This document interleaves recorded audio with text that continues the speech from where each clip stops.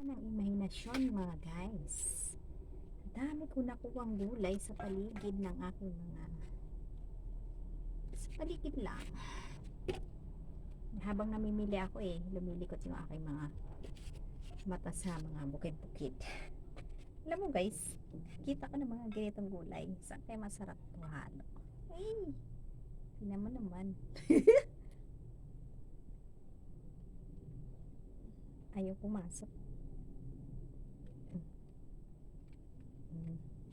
Aw.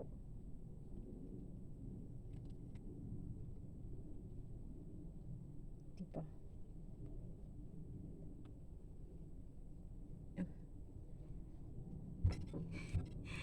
Ang likod.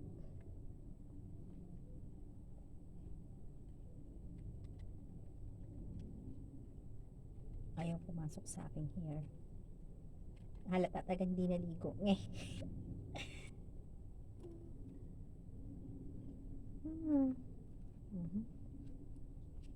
Diba? Ano ba? Kulay. Ito guys. Parang ano tayo ngayon? Nutrition math. Advanced nutrition math. Diba guys?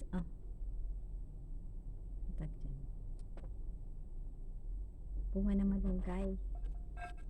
Tsaka ano ba to? Ano tawag dito? Pero parang masarap halo-halong gulay. Tapos ito, may nakita kong gabi. Sarap nito adobo. Adobo. Diba? Kahit walang sahog adobo. Takway. Diba guys? Talong na lang hindi ko nakita. Kasi tanim na talaga yun. Hirap naman. Pero pag gusto ko humingi, kapitbahay meron doon. Kay tatay. Yan. Ito talaga sa bukid-bukid lang to nakuha. Takway. Aba, diba guys? Aba. Aba. Diba guys?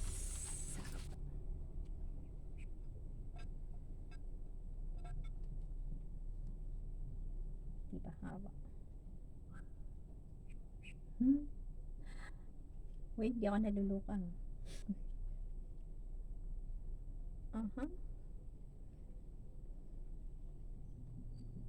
Gulay. Lain na ng gulay. Diba? Tatakway ito guys. Haba guys. Ang haba! Ito hindi ko alam pangalan nito pero alam ko kainin to. Sarap to. Tinatanggalan to. Yung ganyan. Uy, mura pa siya kasi kaya napuputol. Diba? Ito ganyan. Yan, diba? Natatanggal yan. Yan. Diba?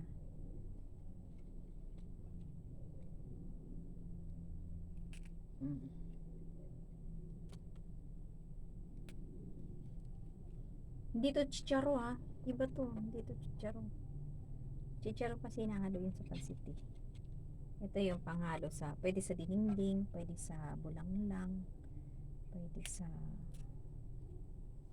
halo-halong gulay, pwede sa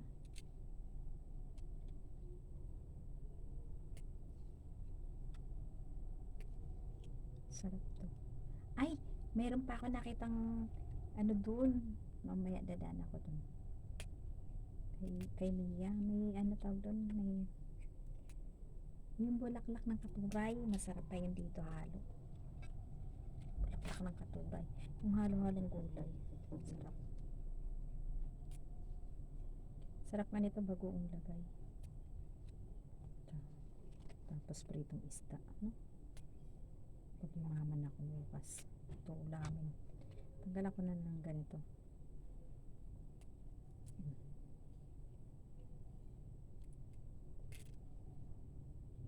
Pwede rin sardinas na pala sa sardinas. Halo-halong gulay. Pero ito talaga mamaya ilulutuin ko to. Yung adobong sitaw. Ito talaga masarap kaya yung katulang sa sitaw, adobong takway. Hindi ba? Pero yun ang ganda-ganda. kasi di naman yung kinakain, hindi nila alam. O baka naman alam, kaya lang di na nila napansin. Kasi yung dati nagtanim nito, lumipat na ng amo.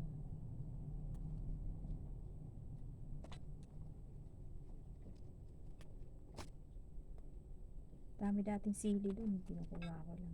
Ngayon wala nang sili, kahit sa puno walang tira. Binunot din yata nung nagtanim. Wala ko nakita eh. Daming puno dating sili dun. May mga siling Diablo pa nga yun, yung tinatawag nilang river chili ba yan? River chili. Tagalog, tinatawag nilang Diablo. Katakot yung pangalan, Diablo. Tingnan nga, parang kinakain ng mga tayo ito ng hilaw. Masarap nga. Masarap nga, kahit hilaw.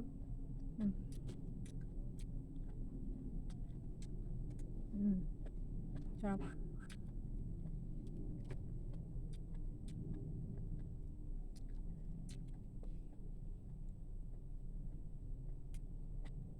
Yung mga taga-tay, kinakain ng hindi siya kumain ng hilaw.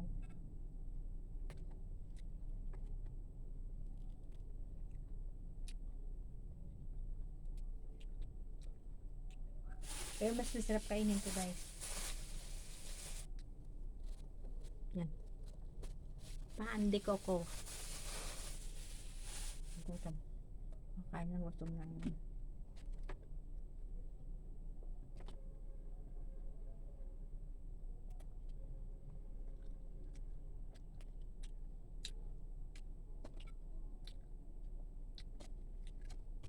Sarap kasi may tanim ng gulay kasi mahilig ako sa gulay. Gulay lang nabubuhay na ako. Mas gusto ko pa yung gulay sa karne. Ang karne konti lang.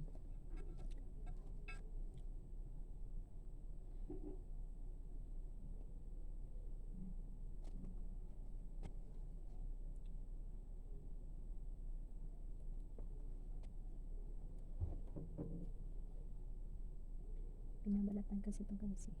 Pagka nagugulay ka nito. Pag matigas, binabalatan talaga yan. Kunat kasi itong balat nitong tawag itong malunggay.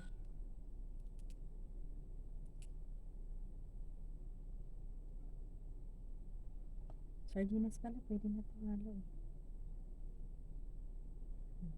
Kaso bukas na lang para mahaluan ko ng mga fish da, no?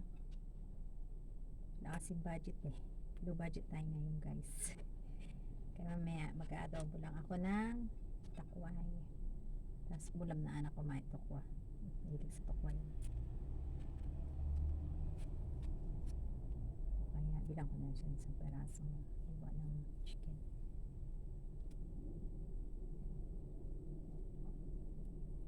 Ang hirap talaga, no?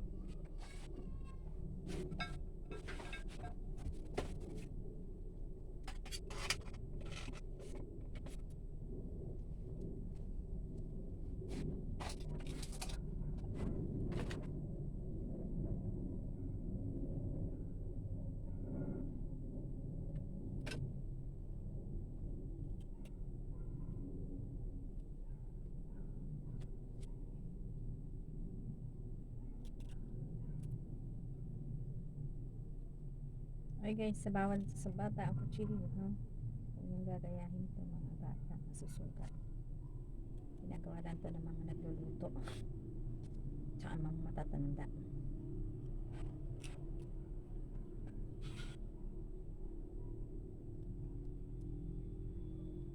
Bawal sa bata yung kutsilyo. May hiwa. Kawawa naman yung bebe pag may hiwa.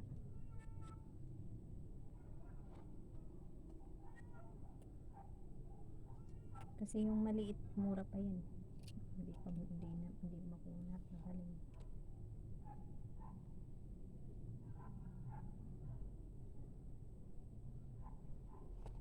Mamaya mag-adobo ako ng takway.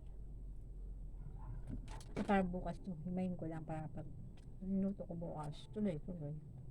Diba? Ilagay lang, palagay ko na sarap nila nanay.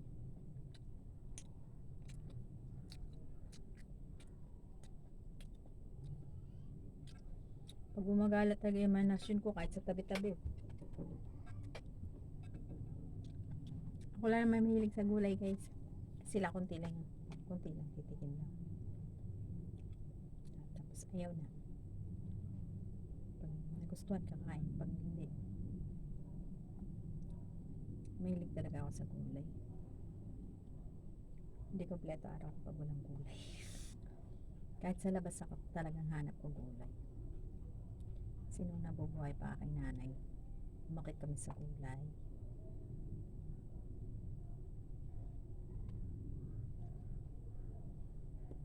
Pero yung nanay ko guys, maarte yun guys. Kahit ganun lang yung nanay ko, laki kami sa hirap. Pero hindi kumakain sardinas yun. Nanay ko hindi kumakain sardinas. Pero kami lakas kumain ng sardinas. Taka nga ako bakit saan kami nagmanay. Nanay ko naman namin hindi kumakain ng sardinas. Kami lakas lumamo ng sardinas. Sarap ng sardinas. Kalalagyan mo kalamansi, tapos maraming sili, sibuyas. Grabe kong kumain. Tinatawag na parang walang bukas.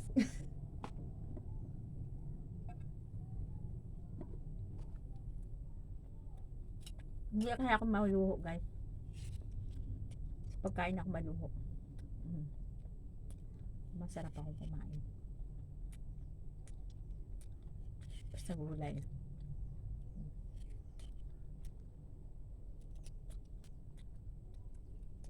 Lahat ng gulay kinakain ko. Hindi ko lang kinakain yung sa isda. Yung hito. Sobrang dulas na guys.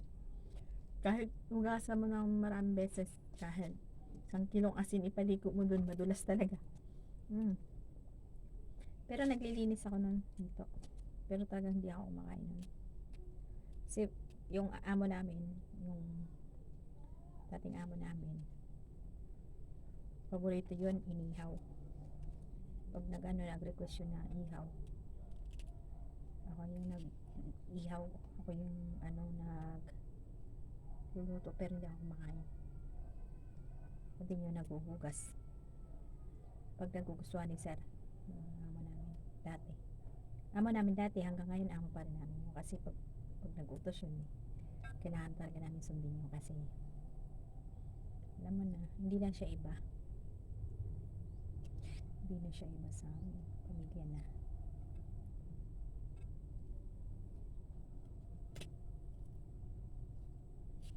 Pero siyempre may iba na siyang pero tinatawag pa rin naman kami,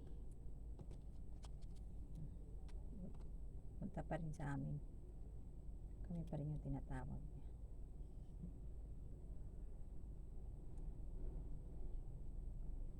Magkaasawa na rin yun, Sir Glenn. Sana'y hindi magbago. Diba pag ganyan, kasi yung iba pag nag-asawa nagbabago na. Siyempre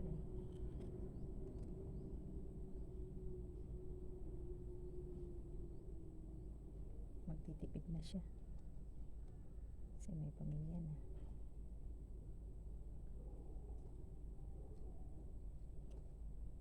O nga pala, bakit pa tayo napunta doon? Dito tayo sa gugulayin ko. Pero ito bukas pa to guys, kasi gusto ko sana may prito to, halo-halong gulay. Tapos manguha ako ng saluyot dun sa tanim. Ay hindi, dun sa kapitbahay. Kasi mga panugod yun na kakalbo na ng grass cutter na mga maintenance pati yung gabi ko pinalbo. Pero marami pa rin kasi naulan-ulan marami pa rin. May gabi ako dyan, may tanim ako ng saging saba. Paunahan nga lang dyan, marami may-ari dyan sa tanim ko yung 3 puno na wala lalaki po naman lalaki. Nauna kumuha yung may-ari. Yung may-ari na unang kumuha, yung nagtanim na walan. Kawawa, no? Pero huwag natin ipagdamot kasi pagkain yan.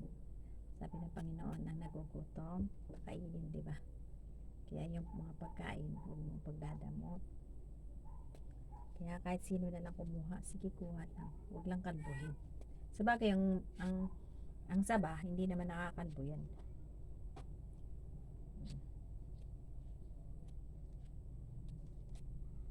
Ang mga saba hindi nakakalbo kasi nagkakaroon ng panibagong suloy. Kahit putulin mo sa puno yan, magsusuloy yan. Pero yung mga alugbati, kamote, pag yan binunot mo, wala na. Tulad ng mga tanim ko dyan, na alugbati at saka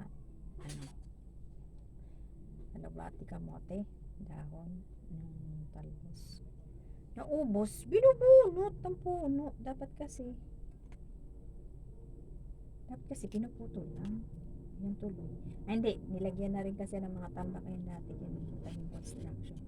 Kaya baka isa pa rin yung dahilan kung bakit nawala yung mga kamote ko. Tsaka, ako kasi pag nagtanim ako, tapos pagtanim, pabayaan ko na kung saan na nabubuhay. Kaya tinatawag nilang may sariling pusa. Pusang buhay. Yung aking dahon, ang aking din tanim nga na saging dyan eh. Walang dilig-dilig yan, nabubuhay lang. Hanggang ngayon, ayun, dumami na ng dumami. Dati nga may saging akong yung parang senyorita tawag doon.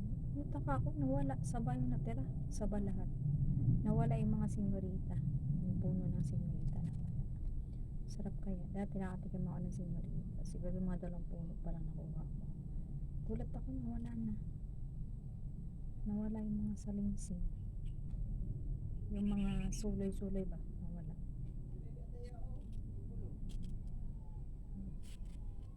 Hilig kasi ako magtatanim guys.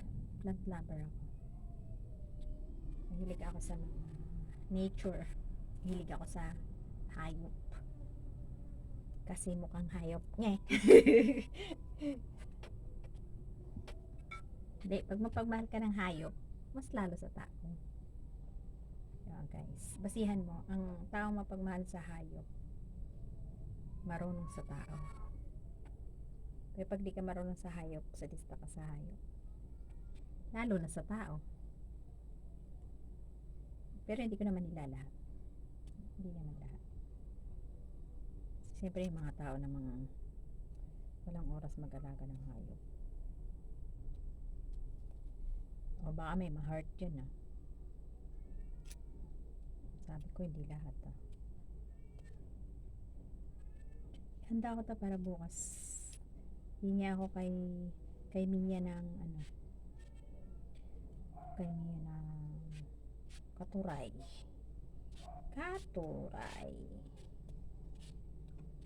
O, asa na kape? Katuray. Yan. Ito guys, ang aking, hindi ko alam kung anong pangalan nito. Comment nyo nga guys kung anong pangalan nito. Hindi to chicharo ah. Yan, hinahalo-halo sa halong gulay. Tapos ito kilala ko talaga to. Malunggay na bunga. Tapos ito mamaya, ay sorry, nabasag na yata sa lamin ko. Hindi naman. Ito mamaya lulutuin ko to. Adobong takway. Gusto ko talaga yung mga ganyang pagkain guys. Naku, makita mamaya pag ako kumain lamon. Sabi ko sa'yo, patay gutom. Sabi ko sa'yo guys, hindi ako maluho ako sa pagkain. Ang tatawag din PG, para hindi na pangat pakinggan. Parental guidance guys. Sarap ng pandiko ko. Malambot.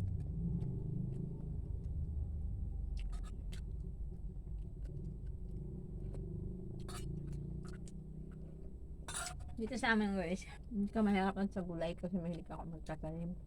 Kahit sa paso, nakakakuha ka ng malunggay. Yan nga, meron naman ako sa paso, yung mga alugbate at saka yung kamote kasi yung sa taniman ko nawawala. Sabi ko sa paso na lang ako magtatanim, tapos papalatayin ko na lang ng ganyan. Pitas na lang ako at total ako lang mahilig sa gulay. Pitas lang ako ng ilan para sa kakainin ko lang. Mahal kasi pag bumili. 10 piso eh. Parang mga 10 piraso lang din. Piso din isa. 10 piso. 8 pirasong tangkay. 10 piso. Mahal. Mahal. Samantalang binubunot ko lang yan.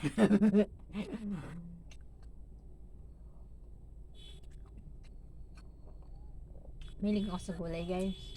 Kaya mahira lang ako nagkakasakit. Magkasakit ako matindi. Tagang higa. Pero ang tumatagal lang akong higa, mga pinakamatagal kong higa, 3 araw. Depende na lang kung matindi. Katulad nung nadinggi ako. 4 na araw ako nakahiga, walang kain. Puro gatas. Gatas at saka ano ba yun? Gatas at saka yung Bravo. Yung Skyflex. Ganun. 2 piraso lang ng flex niya. Yun lang kaya kong ubusin maghapon. Bumayat ako ng todo nun. Ayun, bumalik na naman yung katawan ko. Mabilis naman ako makarecover.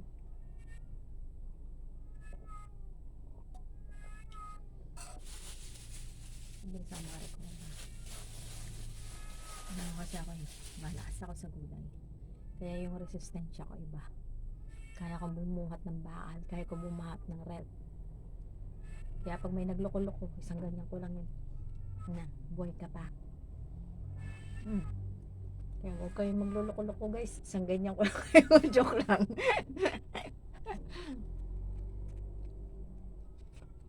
Joke lang guys.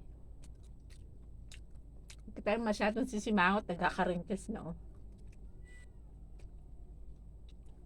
Tatanda tayo ng maaga. Mamatay tayo maaga. Pag namatay tayo ng maaga, magiging fertilizer na lang tayo ng lupa. Kasi pag tayo patay na, wala na tayong silbi. Pag patay na tayo, iwan na tayo sa sementeryo. Maalala lang tayo kung kailan sila dadalaw.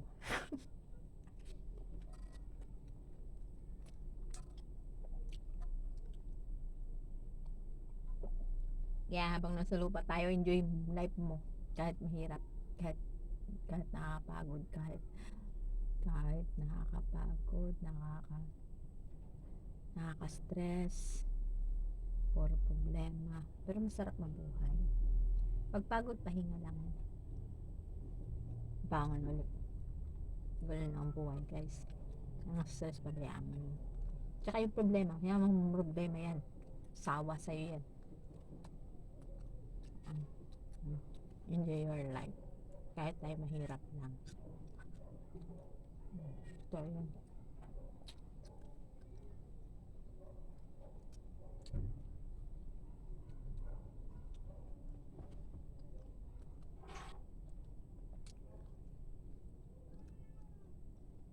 Hindi guys, hanggang dito na lang.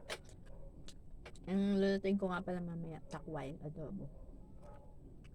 Ito bukas na to eh. Halong gulay. Lalagyan ko pa ng ano to, kukuha pa ako ng gulay dun sa kapitbahay namin, dun sa kabilang street. Katuray, masarap yan. Lagyan ko katuray, lagyan ko itong isda. Sana ipagpalain bukas kahit man lang isda, kahit 2 piraso. Halo dyan.